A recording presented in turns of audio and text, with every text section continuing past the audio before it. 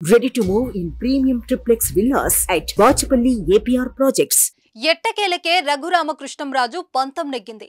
నిన్న మొన్నటి వరకు ఎన్నికలకు దూరంగా ఉన్నట్లు దాదాపు అంతా అనుకున్న సమయంలో నేను రెడీ అంటూ త్రిబుల్ రంగంలోకి దిగారు. అయితే చిన్న చేంజ్, ఎంపీ నుంచి ఎమ్మెల్యేగా బరిలోకి దిగుతున్నారు.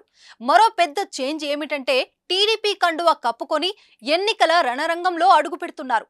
ఏపీ ఎన్నికల రాజకీయంలో ఇటువంటి మార్పులు ఉత్కంఠను రేపుతున్నారు. రఘురామ రాకతో టీడీపీలో సీట్ల సర్దుబాటు జరిగింది.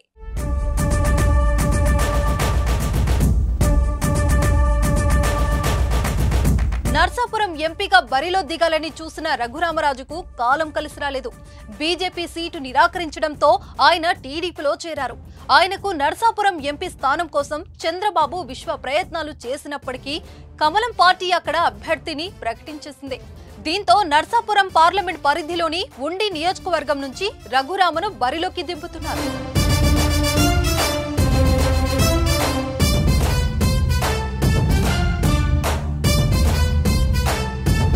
ఎంపీగా గెలిచి 5 ఏళ్ల పాటు వైసీపీకి దూరంగా ఉంటూ వచ్చిన త్రిబుల్ శుక్రవారం తెలుగుదేశం పార్టీలో చేరారు.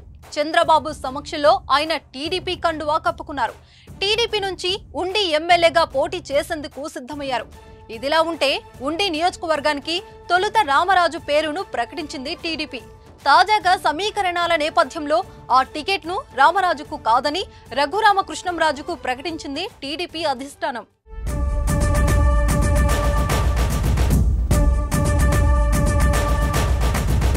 2019లో రఘురామకృష్ణంరాజు వైసీపీ నుంచి నర్సాపురం ఎంపీగా పోటీ చేసి గెలుపొందారు. ఆ తర్వాత చోటు చేసుకున్న పరిణామాలతో వైసీపీకి దూరంగా ఉంటూ వచ్చారు. ఏకంగా సొంత పార్టీ అధిష్టానంపైనే అనేక విమర్శలు, ఆరోపణలు చేశారు. దాంతో ఆయనపై సస్పెన్షన్ వేటు వేసింది వైసీపీ అధిష్టానం. అయినప్పటికీ అటు పార్టీకి రాజీనామా చేయకుండా ఇటు వేరే పార్టీలో చేరకుండా ఉంటూ వచ్చారు. మరికొద్ది రోజుల్లో సార్వత్రిక ఎన్నికలు జరుగుతుండటం, ఎన్నికల నోటిఫికేషన్ విడుదల అవటంతో రఘురామకృష్ణంరాజు వైసీపీకి రాజీనామా చేస్తున్నట్లు ప్రకటించారు. శుక్రవారం నాడు టీడీపీలో చేరారు. రఘురామకృష్ణంరాజు ఎలాగైనా ఉండిలో గెలిచి చంద్రబాబు రుణం తీర్చుకోవాలని చూస్తున్నారు.